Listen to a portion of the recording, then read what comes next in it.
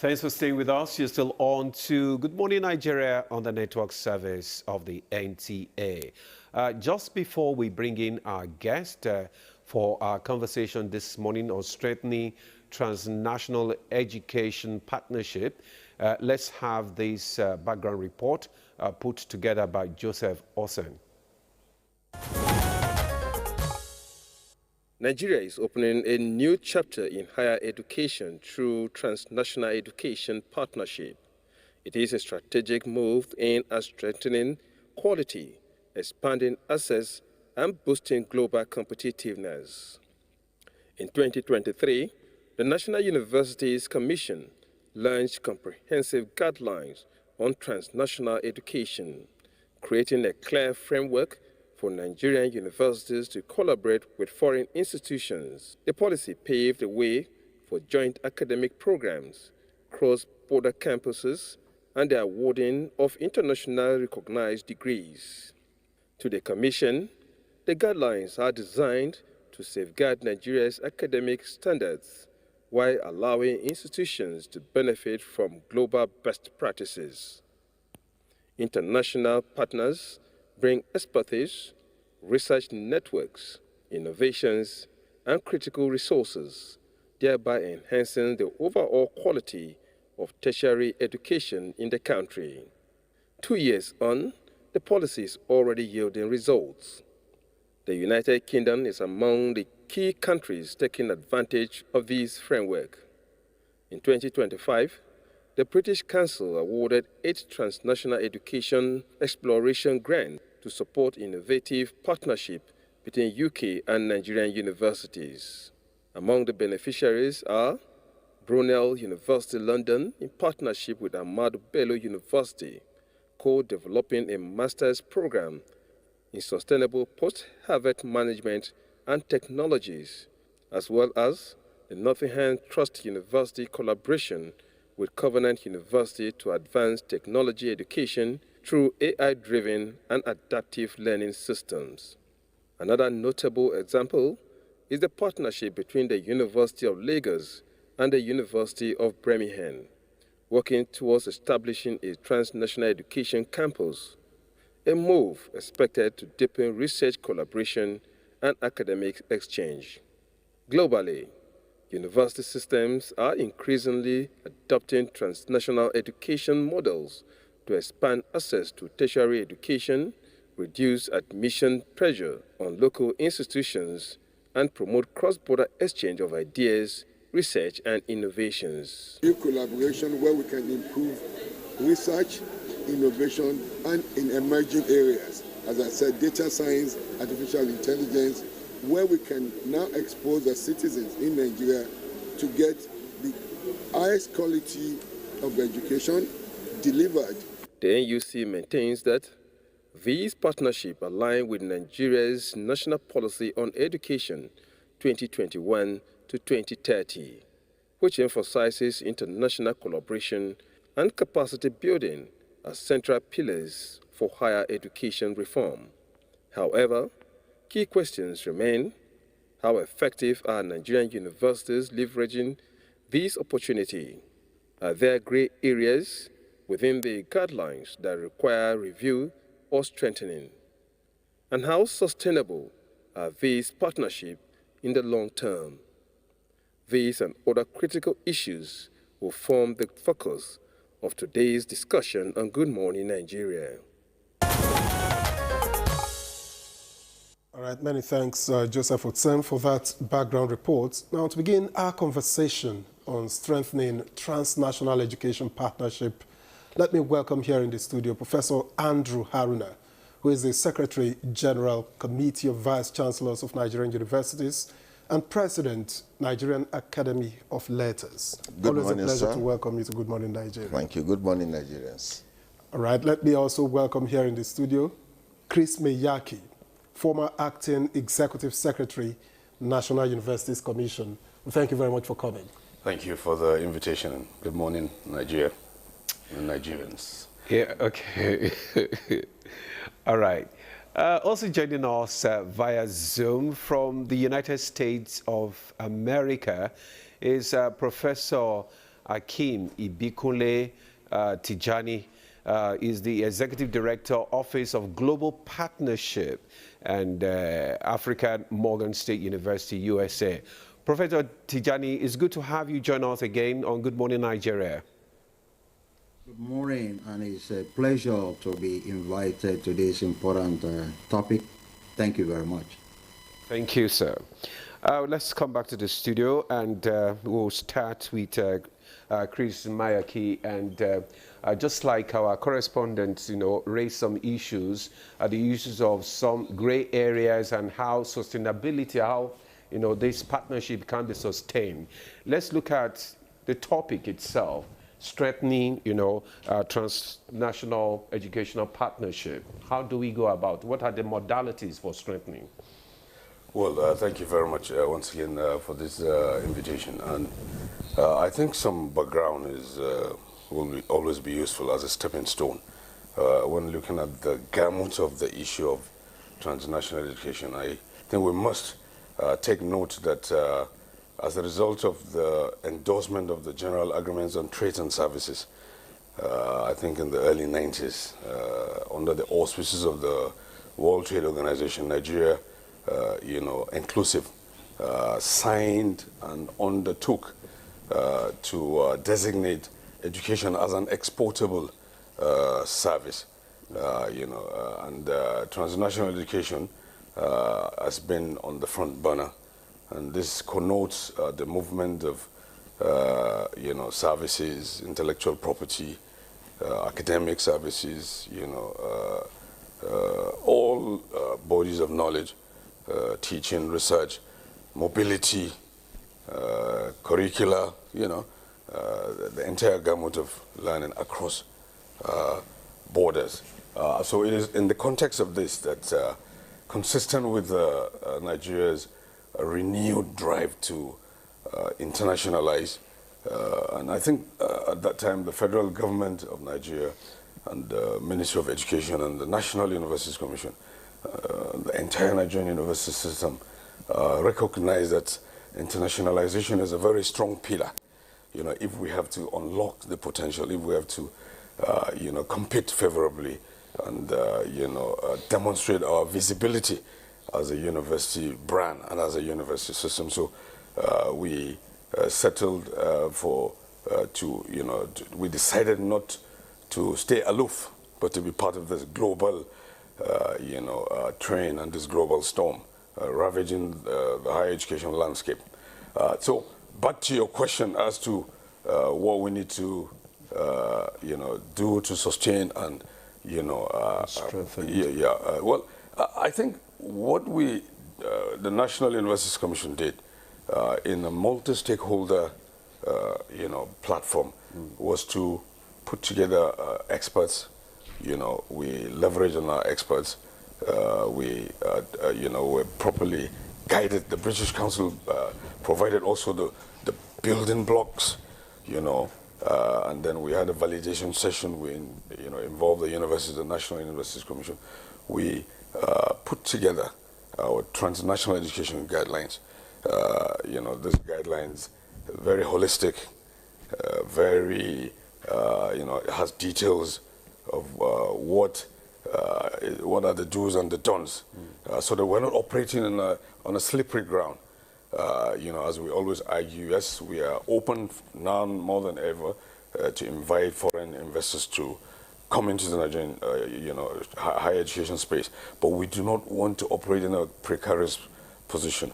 The contents, the quality, we want to make sure that what is delivered here is of comparable standards to what is, brought from the home institute. So the guidelines, very explicit, regulatory ecosystem, governance issues, financial models, and even a section that will assuage the apprehension, the initial misgiving, that parity of esteem between what is obtained here and what is obtained overseas. So the guidelines is a stepping stone. We also, the National Universities Commission will also, as usual, we have the NUC has one of the most robust regulatory ecosystem in the whole world, believe me, even in Africa. So adherence to our quality assurance prescriptions will always be a recurring decimal, validation by professional bodies to make sure that the workplace, what this graduates obtain is acceptable, is fit for purpose, is a qualitative, dimension. So these are some of the things that have been put in place, and there is a rigorous process of application, and there are some steps you have to undertake. There are some eligibility criteria, and the NUC has a system of inspection and monitoring. Sometimes the NUC even visits the home institution to establish that the facilities, the delivery system, the staffing, all the things contained in the capability statement of this foreign provider is verified. Okay. All right. But how else? Because we've seen situations where Nigerians go to get degrees, even if at the time they are not called transnational as we are calling it now. We've seen people go to get degrees from one flat or even one room and bring the papers home. So how do we protect students from substandard or unaccredited cross-border programs? Well, thank you very much for that question. You see, the issue of illegality is a well-established, long-standing phenomenon, even in some of the most advanced societies. The people who are, inherently, they will always pursue illegality. Illegality will exist side by side with legality. But as for transnational, any genuine, authentic transnational education enterprise, there are concomitants. So the first thing we will ask the question is whether that institution, has been quality assured, is recognized by the, by the homeland regulatory system. So if you were to come to Nigeria today to ask questions, I think the first thing is to go to the National Universities Commission that has a checklist, a repository of what universities have been approved or not. Indeed, every Monday, the National Universities Commission, informs the society. These are the federal, there's a mapping of universities in this country.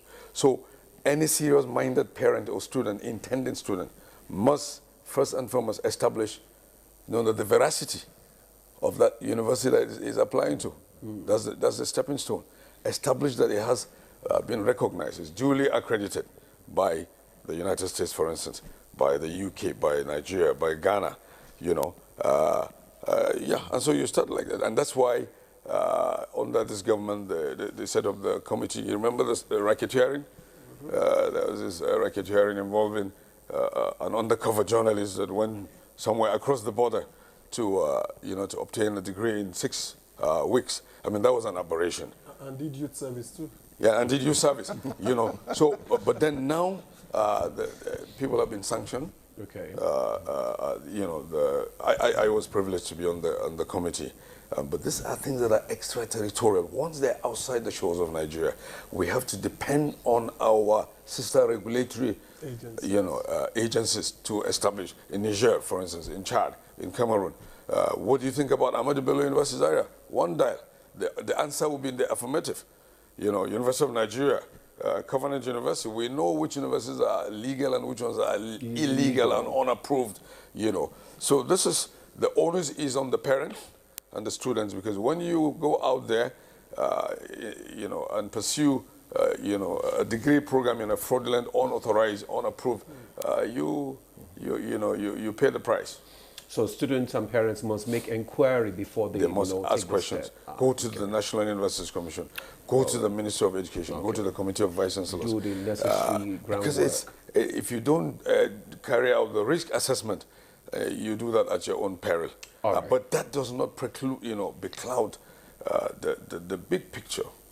These are pockets of illegalities, aberration. But basically, in most cases, Nigerians have found genuine, outlets to enrich, to acquire, high-tech quality, education. As you can see in many of them, Professor Andrew was in Germany. He went to School of Oriental and African Studies.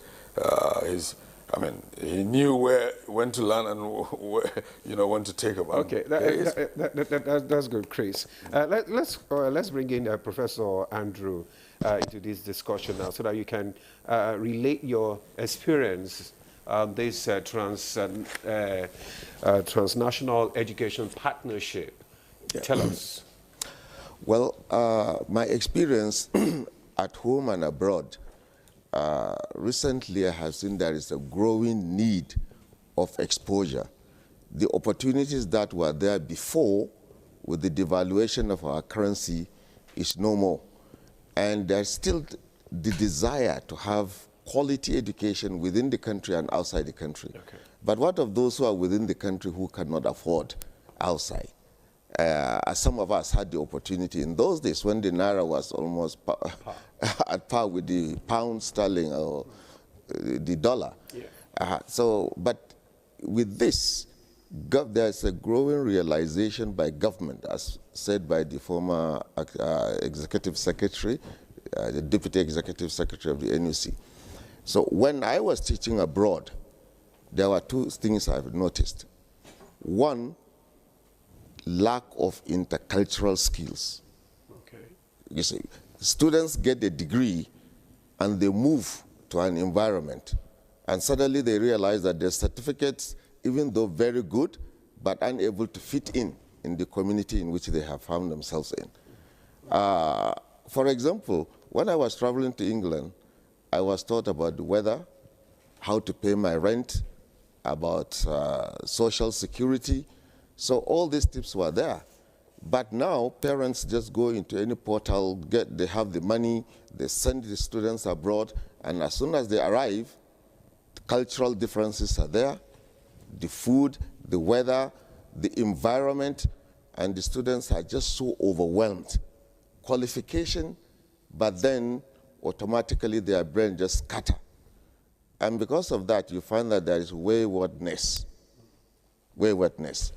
Another thing is, Nigerians are very good in sending their children abroad, thinking that this is a better way to get quality education. Well, when I was teaching abroad, I was teaching in Germany for many, many years. All my children were studying in Nigeria. Lecturing abroad, but my students were undergoing studies in Nigeria. Until after their first degree, then I said, you can go anywhere. The reason being that when a child is sent there and he studies, he gets the qualifications, the Nigerian environment is totally different. And you import him back home, you find that he cannot fit. And this has been a very serious issue to our educational system. People who are, although from Nigeria in skin, but mentally something else. And you bring them with this quality education, instead of improving us, they mess us up. And if you give them positions in government, you get a lot of, policy somersaults.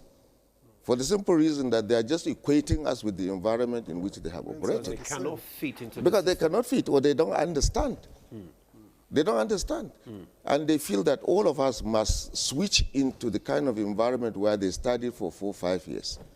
But with TNE, you study local, you experience the physical environment overseas, you have direct contact with the lecturers, with fellow students who come from other parts of the world, and you have opportunity to showcase your own country, the quality of your lecturers, and your own quality too in terms of education. Then you receive those elements which are really good for adaptability in your own environment. In this way, you have not totally left home, neither have you totally imported things which will not be relevant to us. So for me, like when I was teaching in Germany, I made it in such a way that my own students who are going to obtain a degree in African Studies program, they should come to Nigeria for at least 8 weeks. And in these 8 weeks, to have first-class contact of the environment, not only the classroom, I made it possible to expose them. Rather than keeping them in a hotel or keeping them in the student hostel, I look for individuals within the society and kept them there as their own parents. There are benefits. one, they have heard about Nigeria from me in a filtered way, but now let them experience Nigeria from Nigerians who have not been in that country. Secondly, the children of these families, let them experience sleeping and eating food with those students who have come from another country. And when I finish my program, like now I have left, I'm back in Nigeria, already these families and the children, they have become one. They move between themselves, between the countries. So the benefit here is we have not lost our own culture. We have not actually lost our own brain, but we have also learned from other people. Now I am back at home. If I had not done that or have not gone through this, honestly speaking, like I have said in many programs, to be a lecturer in a Nigerian university, thank God, the government now has really awoken up to realize that we as academics, we are highly mobile. And it is this mobility, I think that is why we have the TNE. Now the government is working hard to improve the quality and to improve the welfare and to improve all aspects of education in Nigeria. But the critical point is, as long as you don't create the enabling environment, it's difficult. Now we realize it is difficult to create the enabling environment within the short time. So with the regulatory body in NUC, you have heard how now they saw the wisdom of retaining Nigerians at home, exposing Nigerians out, keeping the lecturers at home, and at the same time having this kind of exchange program. What I will summarize in one sentence, I celebrate the NUC because now they have seen the need of training, and not only training, but retaining. Train and retain. And this is very, very important. All right. Thank you. Thank you very much, Professor Haruna. Now let me get to Professor Hakim Tijani, who has joined us via Zoom. Now, Prof, from the global partner perspective, what truly makes, for a strong and sustainable education partnership with Nigeria? Thank you very much. First and foremost, I want to thank my colleagues. Good to see you again, Professor Andrew. And I know you're holding good fort for us at the Nigerian Academy of Letters, where we are both fellows. And of course, our very good friend and regulator. A regulator is always a regulator, Mr. Chris Mayaki. Wonderful job working with you also on various quality assurance accreditation. They both talked about regulatory issues, framework, and cultural immersion. These are key to partnerships, whether institutional or bilateral partnership between the government, as we've seen in recent times. But as a historian and someone that also studied in Nigeria and at SUAS, just like Professor Andrews, I want to put it in historical perspective that 2024 remain pivotal. 2024 remain a watershed in the history of renewing the hope of internationalization of our education ecosystem. The transnational education did not just emerge. Prior to that, to piggyback on Chris' introduction, there used to be what we call the cross-border education policy. The cross-border education policy remained on the archival shelf, either at NUC then or on the shelves of institutions across Nigeria. Even when we talk about internationalization, And for those 10 good years when I returned, and I'm still a visiting professor at National Open University of Nigeria, but for a good 10 years, 2011 to 2020, I made an intentional focus on a realistic, internationalization of the curricula, serving as a dean and then deputy vice chancellor. So a definition of the TNE is important for our discussion because it is an intentional historical consciousness of global education ecosystem aimed at harvesting not just the internal benefit, but also the global benefit.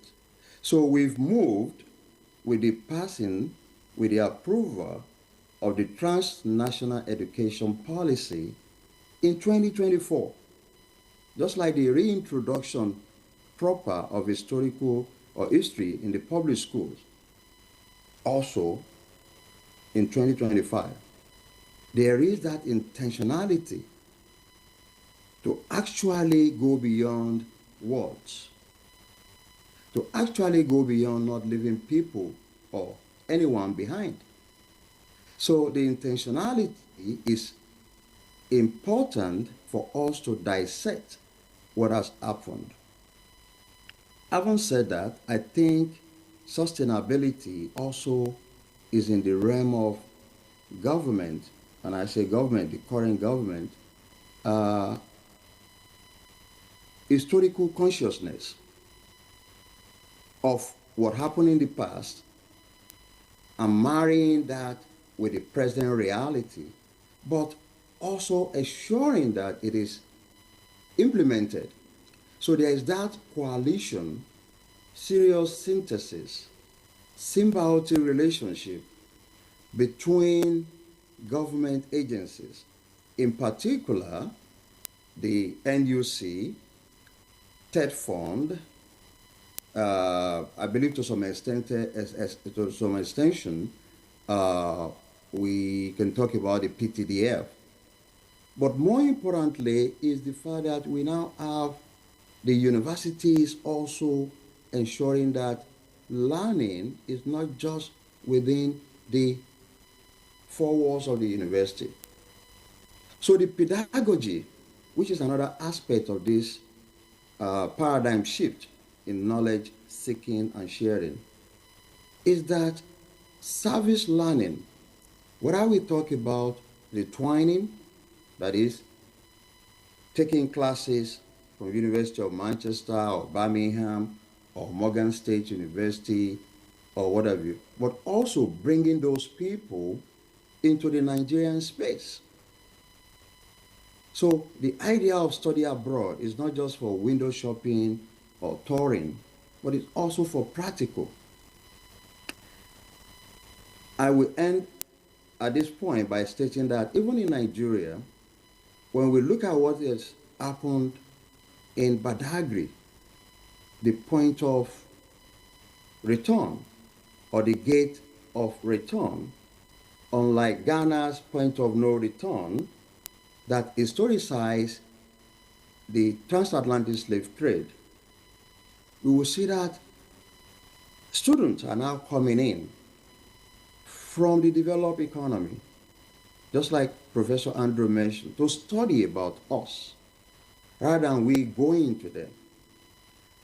Lastly, when we sign bilateral or partnership to contextualize, to put into practice some of the nice things about this transnational education policy, then we have to really cross the T's and dot the I's. And that is why between 2019 and 2020, I can give example of the TED Fund Morgan. We ensure that Nigeria is not shortchanged. We're looking at critical needs where our teachers When I say teachers, I mean lecturers or professor or whatever, are not adequately prepared. And then we pursue it.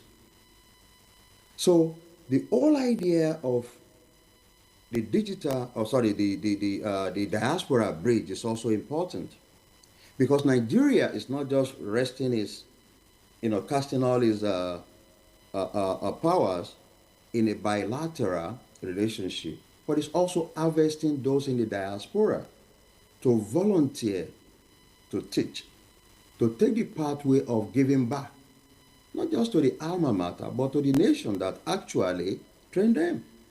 You have Professor Andrews saying, oh, I returned, just like some of us returned.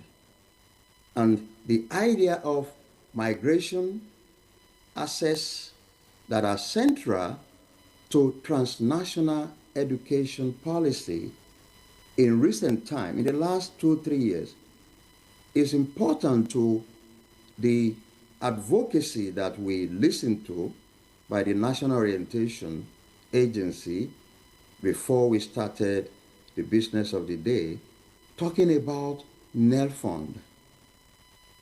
Okay, so there's a lot that sustainability will include all of us being on the same page.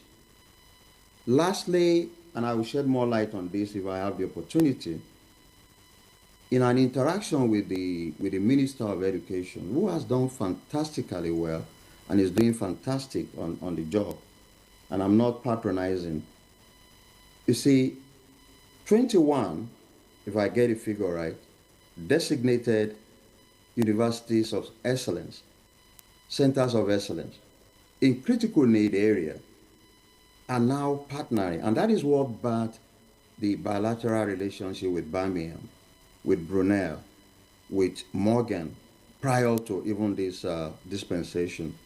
So the idea of transnational education is quite important because we don't have all the resources, neither the institutions or nations on the other side of the world, but we have to leverage on what we have and ensure that there is that bridge that will bring about, our desire, because education sector is important.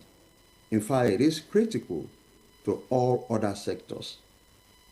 And the historical consciousness among appointees that I have seen and I have followed or read about their activities in the last 2.5 years is what is so important, and an agent of sustainability if we continue that trend. Thank you. Thank you very much, Professor Tijani there. We are also expecting that you will return so that we can enjoy the wealth of your experience. Chris Mayaki, Prof there has raised a lot of issues there. And one thing I wanted to speak to is the issue of model to delivery of international collaboration of universities. Well, thank you very much. Before I proceed, I'd like to update my dear friend, Professor Tijani, who raised the question as to whether the cross-border policy is still locked up somewhere. But just to say that, as I, submitted in my preamble, the current document as it stands actually, took into cognizance some elements of the cross-border higher education. Okay. So it's an amalgamation. It's not that it's been dusted or left somewhere. And all the existing collaborative initiatives and memoranda of understanding that have existed prior to the TNE, to the activation and takeoff of the advent of the TNE have been taken care of. As to the models, consistent with the NUC approved guidelines, we have 6 competitive models, and the first one is the franchise. The franchise is these programs, quality assured, and organized and put together by the approved important institution into the country. We also have the branch campus, where, if you take, for instance, Lincoln University of Malaysia, having to establish its branch campus in Gombe. This is the trailblazer, one of the first, and you heard about University of Lagos with Dundee, University of Lagos with the Birmingham, and there's so many of these that are now, awaiting the consideration of the National Universities Commission. We have the articulation, where you have the joint degrees or dual, degree, split site. We also have the acquisition, where a foreign provider is now at liberty to come and acquire. Actually, if you take there's a university called the Nile University of Nigeria. It used to be owned by some Turkish establishment, but then they have gone into a lease and arrangement with another consortium. So yes, foreign universities can now come and acquire. Yes, any university that is ailing or is intending to sell off its stakeholding, as it were. And we have the ODL, which is a system where there is... So guidelines have been put in place? Oh yeah, this is all encapsulated. Each of the guidelines, each of the models has its corresponding guideline, because they are not the same. The guideline for the requirement for a branch campus may not necessarily be the same as the requirement for articulation, etc., etc. But there's one common denominator, and that's the fact that the provisions have to be of comparable standard, that is obtainable in the homeland countries, because and that's why we were a bit. The National Universities Commission was a bit cautionary. At that time, the management took its time, made sure that we broadened consultation and all the red flags, and we did the risk assessment, as it were, to make sure that it's not going to be a case of a dumping ground for foreign, providers. So we put all that in place there. So there are six approved, models under the TNE guidelines. But there are other options, and as at the last count, I even reckoned that the National Universities Commission, that has been saddled with this responsibility to see to the emergence of the transnational education in Nigeria, is looking at those aspects of the guidelines that even require strengthening, or enhancement, so that we can get it very clear, from the onset. Okay. All right. Thank you very much, Mr. Miyake. Let me get back to Professor Haruna, and I'm wondering how we intend to balance these global partnerships with protecting and strengthening our local institutions.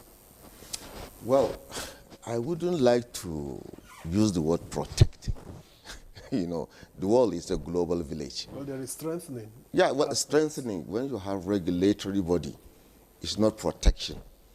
It's about standard, comparable standards, as the former Deputy Executive Secretary said, so that we don't become a dumping ground, right? So if we protect, it's like we want to conserve our own. We are so afraid to exceed.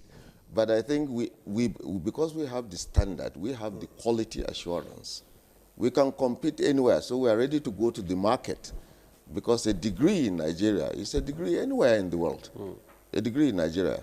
So, but before I go direct to the question you raised, let me just give some little example. Today, because of lack of mobility even within the country, I'm speaking now experience as the Secretary General Committee of Vice Chancellors, and the issues of appointments of Vice Chancellors in the past and in the present. Okay, there are standards, but due to lack of mobility, sometimes between the country, because government has brought education closer to the people, you find there is a tendency of a young child to be raised in a particular state, get his first degree, well, from nursery school, primary school, secondary school, first degree, and because there is a university close by with qualified lecturers, he gets his master's degree. Again, he gets his PhD still in the same environment. So the tendency is, if there is no exposure you have in breeding, and when appointments start to come, you have seen it on the newspaper pages, you are not an indigent. You are not an indigent. Now we are talking of TNE, and here is somebody highly qualified is talking, you are not an indigent. So that is what I'm trying to say. This is a kind of protective mentality. Okay, if not so, if I have not been to the other part of the country, this is the opportunity to say, bring a vice chancellor from any other part of the country, so that my brothers and sisters, my children can be exposed to other people in the country, because we are one Nigeria. So this is just by the side, but I hope it makes some sense. When we do TNE, we are not protecting. And I wouldn't like to see that we protect our institutions. For competitive purposes, we should expose ourselves within the standards, within the guidelines. There are benefits. You find that if you are left behind, you upskill yourself. Okay? Secondly, if there are things you need to copy from the environment, I mean the offshore environment, then you also upgrade your own system, because you cannot provide the lowest services here while trying to obtain a program there. The university has two major resources, human resources. The lecturers, which are the faculty staff, and then the students. And these are the two resources which are highly mobile. So lecturers come from abroad, we also send lecturers. And when we do that, we would not like to send anything half-baked. Rather, we want to send something based on the standard universal, because there is no chemistry for Nigerians, chemistry for British or for Kenyans. So in this respect, the world is a global village. We should expose, we should open up, we should make it available. And once there is competition, you will see the best of people coming up. And I think we have seen it in many aspects of the Nigerian economy. We have seen it in many aspects. Once you open up the market, everything goes. But there must be regulation. Yeah, there must be regulation. It must be regulated, because the benefits, well, a good government provides an enabling ground for people to put their best. Now that you've mentioned government, I'm wondering again, what should be the role of government? Should it be facilitator? Should it be regulator or investor? Well, traveling globally, let me give you those three examples. I have traveled to East Africa because I want to see TNE within Africa, not only north-south. Okay, just like I tried to allude to it, now not TNE transnational, but trans-state, from the example I gave. I just returned from the West Indies, where I had an encounter for 1 week with the Vice Chancellor. Okay, only one Vice Chancellor running a university managed by 18 different prime ministers. Wow. So it's one university by 18 different prime ministers within the Caribbean. And I look at that model, and it's working perfectly well. I had just come back from Sierra Leone last weekend to discuss issues of this kind of topics within the West African environment. Again, I see that before I could even travel to Sierra Leone, it was faster for me to get to the West Indies, Jamaica, than to get there. Some have to fly to Addis Ababa, 6 hours, fly back to Nigeria before going to Freetown. Now, TNE has reduced all these kind of programs. So what I'm saying here is that we don't need to protect, but rather to exploit. Government should provide, government what I have found there, they constantly ask me, if we now want to come in with this idea of border or transnational, what about the security in the country? I said, well, Nigeria is secure. The insecurity is all over the place, all over the world. But the magnitude may differ from place to place. Okay? The government is trying. I'm not a security personnel to be able to give details. But all what I will advise, it should be stepped up so that we advertise this. That is the role of government. Secondly, energy. Energy. If we have lectures across, now using the new model, digital system, there shouldn't be power failure. We do suffer from this. Another thing is, when people come, when we lecturers or professors come into the country, or when students come into the country, they want to see that they can move also freely to interact with Nigerians and get. So the role of government to provide security, enabling environment, whatever that is, they know better than I do. Make Nigerians feel comfortable to export whatever they have, which means they make it available for Nigerians to put their best, not to be crippled, even though there's regulation, but not to be suffocating. This is what I mean. Right. This is the role of government, which I would love to see better. Okay. But in terms of regulatory agency, Minister of Education, NUC. Which is also government. Yeah, which is also government. They are doing their best because the paperwork has been done. It's just to take advantage. The others are just reality, which could happen anywhere in the world. Okay. Okay, not necessarily Nigeria, but we need to do better. Thank you very much, Professor Andrew. We just want to inform our viewers that you can also participate in this discussion by sending us your comments, messages, or questions so that our guests can respond to them. The number is displayed on your screen. Just send us an SMS message so that we can read out your comment and questions. Let's go back to our Zoom guest, Professor Tijani, who is joining us from the United States. We know that the time difference is a lot, and we want to commend you once again, at least for staying awake, to join us for this discussion. Now, I want you to just tell us your assessment so far. When I talk about assessment, that is the existing partnership, between Nigerian universities and their foreign counterparts. What are the gaps that you have noticed, and how can they be addressed? Thank you very much. I will quickly address that, and I will go back to the issue of collaboration with emphasis on distance learning model that we seriously must take advantage of.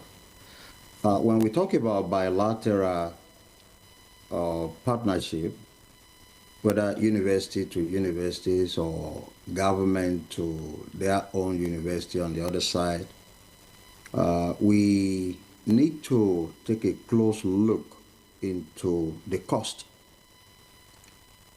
Someone usually tell me, show me the money.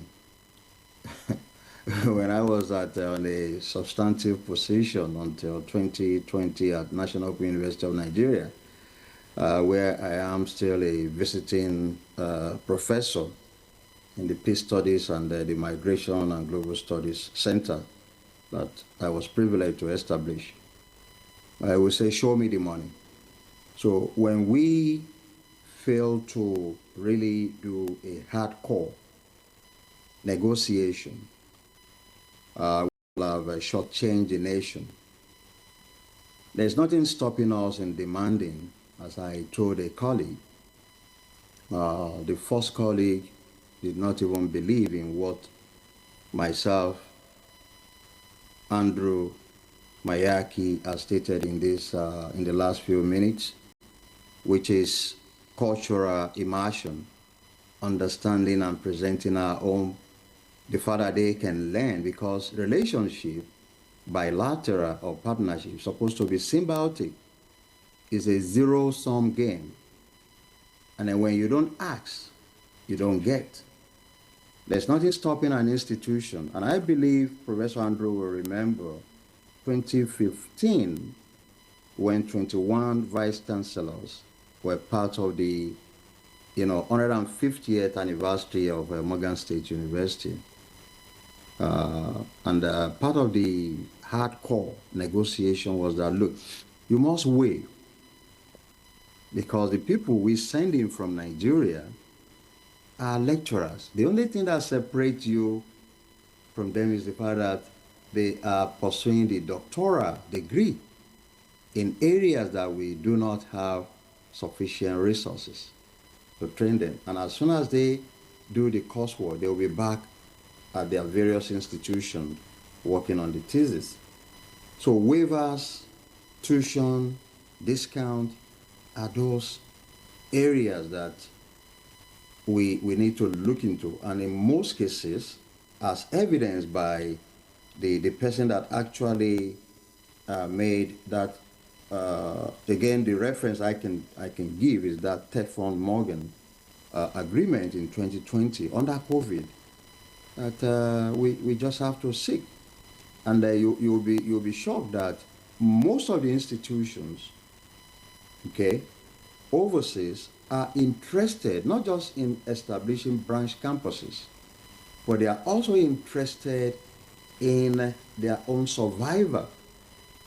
It's a global community. Having said that, an area that Nigeria can leverage on is the distance learning model of delivery, as the regulator educated us. And this is an area that we do not look into. You see, learning, research, collaboration is borderless, okay? And when we take advantage of what government has done in recent past, thanks to NUC, the liberality measured by strict review of resources and the opening of that gate for more private distance learning institutions is a way that we can commend the government for ensuring that this aspect of collaboration exists. But we have to go international. I was telling someone, I believe it was in January or December, that look, what stops the National Open University of Nigeria from having global campus? They have the resources. We have people across the world, Nigerians. They approach me at the embassies because they cannot send they don't have the resources to send their children or they to pursue. Okay, Prof, we need to just pause you there because we need to take a break now. When we return, you will continue from where you stopped. Just hold on for a while. We need to take this break. And when we come back, the conversation will continue. Stay with us. Thanks for staying with us. You're still on to Good Morning Nigeria on the network service of the NTA. And our conversation is still on transnational education partnership. And just before we went on that short break, we're on to our Zoom guest, Professor Tijani, who is also giving us a collaboration of the partnership and trying to give us an assessment of the existing partnership and some of the gaps that he has observed. So let's go back to Professor Tijani to just conclude his thought there. Professor.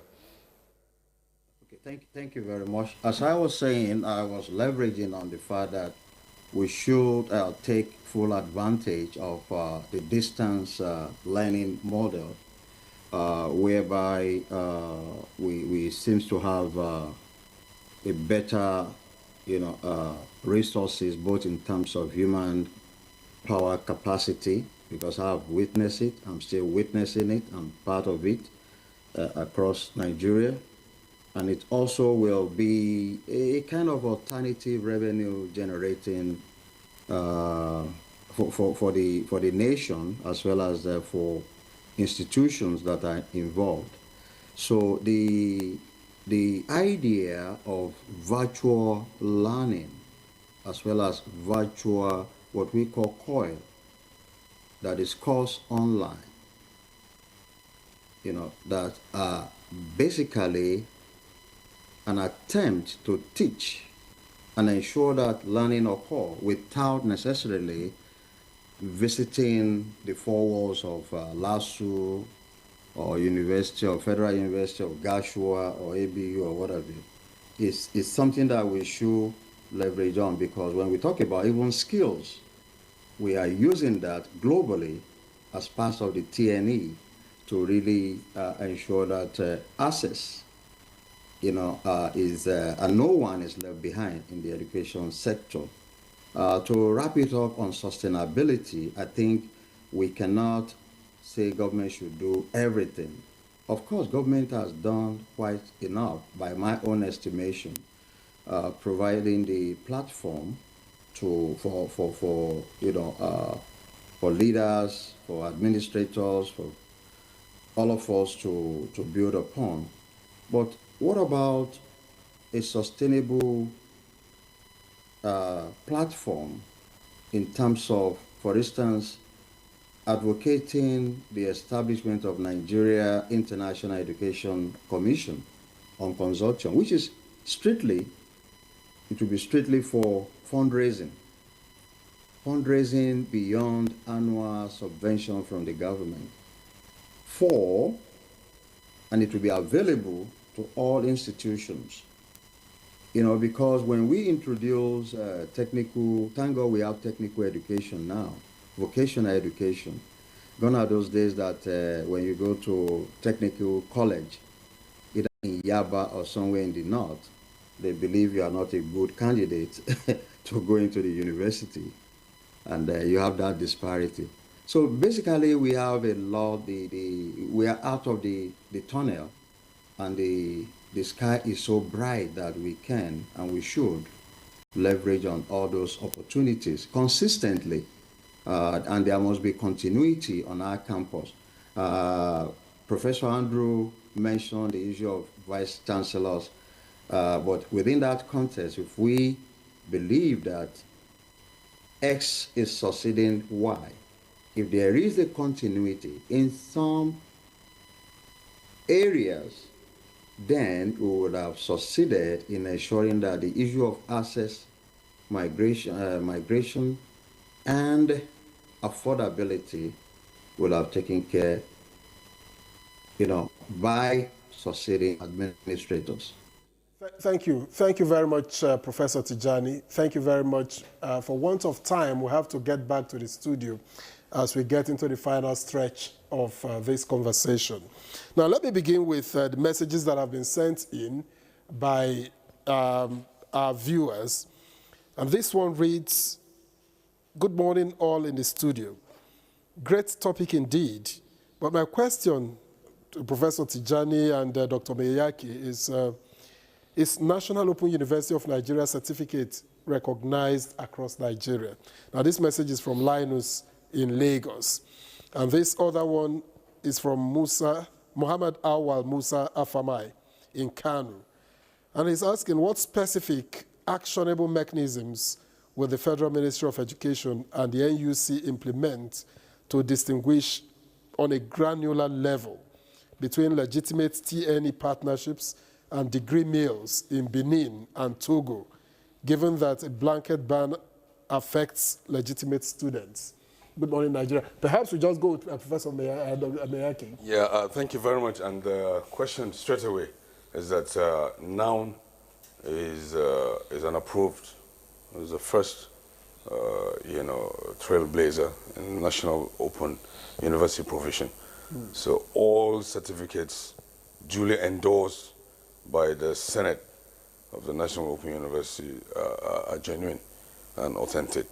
But the candidate must make sure that it is the genuine process that he or she, undertakes. And as to the mechanism for distinguishing between illegal or unauthorized agreements, I mean, we said it before. The onus is on the candidate to write to contact the National Universities Commission, contact the CVC, you know. For verification? Yes, yeah, for verification you go.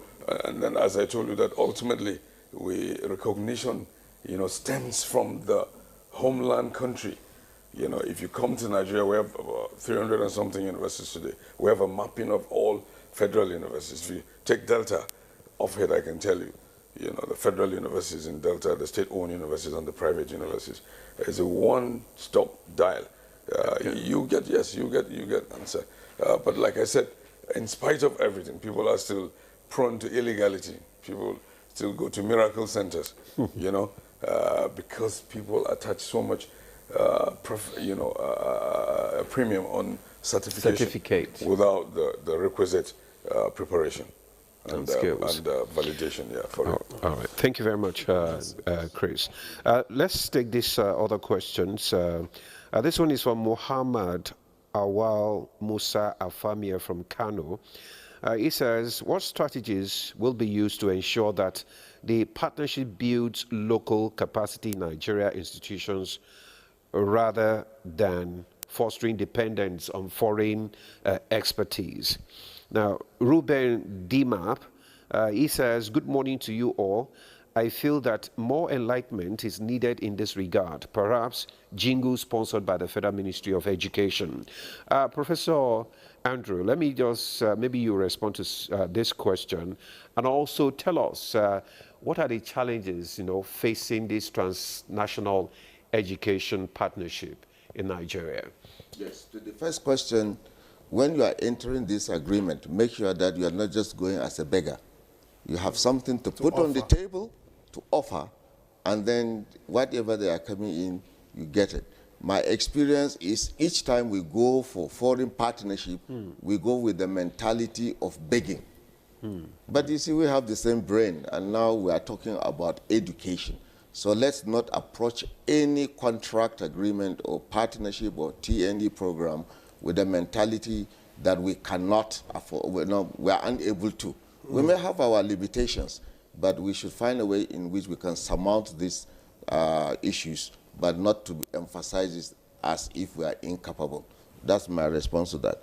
When you talk of challenges, well, from my experience, it's multifaceted. Okay. I have met many Nigerians abroad. The first thing you find that there were lecturers in Nigerian universities before they move out.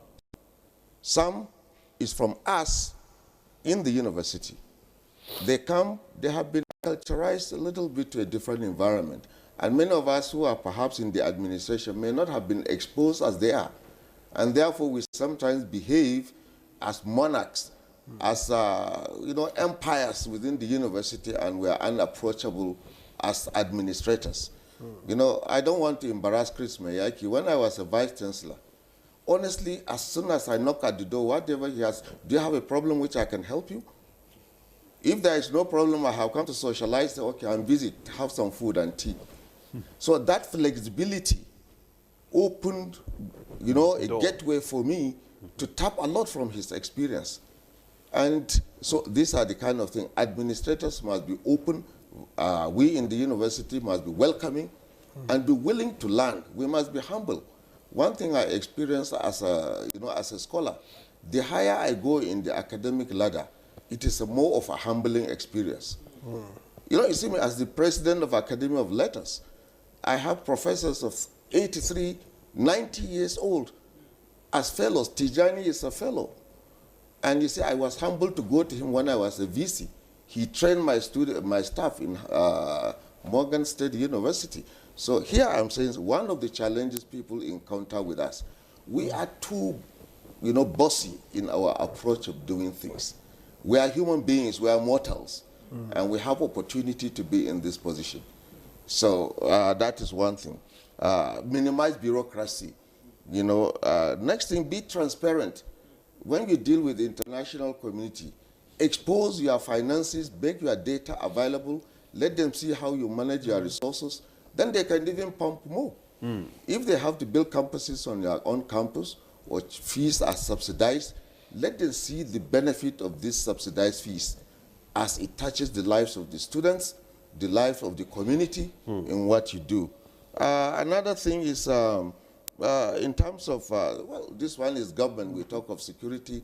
Government should step up of creating an enabling environment because we don't operate in a vacuum.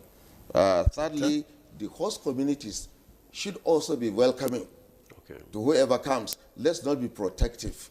You know, the idea, I want to see the Nigerian university set up, particularly now. Vice chancellors should move from different places to place. Let us not localize our universities within the country. As Andrew Haruna, I should contest for VC-ship in Lagos with no fear. Since I am teaching abroad, why wouldn't I? So our university administrators, government, should insist to see diversity in both students and staffing. These are the things that all right. If we surmount these challenges, it will help us Thank you. Thank you, Professor Haruna. Let me quickly get the closing remarks from Professor Tijani in just a minute, if you may. And I'd like you perhaps to make it about what steps you think Nigeria should take immediately as priority in the next 12 months to make this work. Thank you very much. One, National Open University of Nigeria is an accredited university, and the certificates are genuine. I once asked such question in 2019 on a different occasion, went to registrars of federal universities called to say, oh, Prof, are you there? You working? I say, yes, I've been back in Nigeria. I work here now. I'm no longer in Osun State.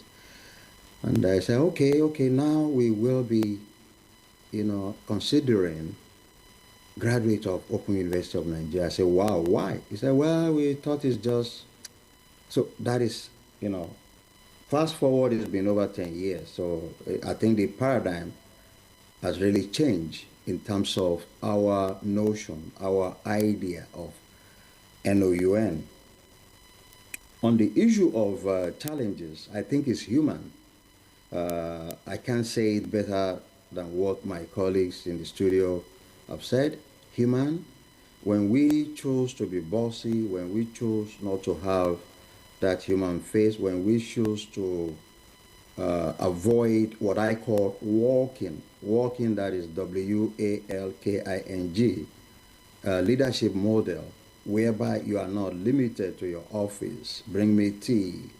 Somebody carry your bag, you sit down, another person open your laptop, and then you are just king, within an institution, giving your 5 years or 4 years, God help you, then you will finish and go back. So you are not really leading. You must be purposeful, you must be transnational, you must be... Professor Tijani, I'm sorry, we don't have a lot of time anymore. We've run out of time completely. But we appreciate your thoughts. We appreciate your thoughts, which is a buttress of what Professor Andrew Haruna has said. But let me get to Mr. Miyake now for his own closing remarks. Yeah, Mr. Miyake, let me just ask you, because someone asked this question, and he says he feels that there is need for more enlightenment. It's needed in this regard. Absolutely. Maybe through jingles sponsored by Ministry of Education. What is being done to ensure... The National Universities Commission, there are validation sessions, consultative sessions, and sensitization. The National Universities Commission has also engaged the respective universities to educate people as to the potentials, and utilitarian value on TNE. So the efforts are ongoing on, but I think we need to escalate this. We need to raise our game so that we will, educate the public to assuage their misgivings, if any, of this. Yeah, you wanted to... In all of this, what does success look like? And I'm talking about, for the students, for universities, and for the economy. In 30 seconds, if you can. Well, 30 seconds. But, as we said, we alluded to the, I think the nation recognizes that transnational education has, emerged as a strategic tool, for strengthening the Nigerian higher education system. The future is here. It is, it is collaborative and it is deeply interconnected. All right. And,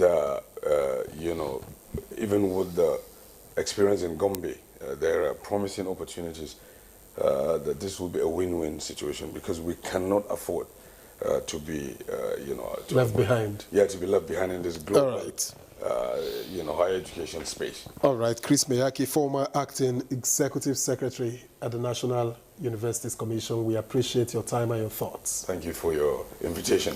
Let me also thank here in the studio Professor Andrew Haruna, Secretary General, Committee of Vice Chancellors of Nigerian Universities and President, Nigerian Academy of Letters. We thank you very much for coming on the program as always. Thank you for inviting me. And let me also thank Professor Hakeem Ibikule Tijani, who is Executive Director, Office of Global Partnerships, Africa at the Morgan State University, USA, joined us via Zoom. Thank you very much for bringing the global perspective. Thank you very much. I think I've learned a lot today also. We should always see, and so that we'll be well informed. Thank you. God bless you. All right, thank you, Prof. That does it for us on Good Morning Nigeria today. We thank you for watching.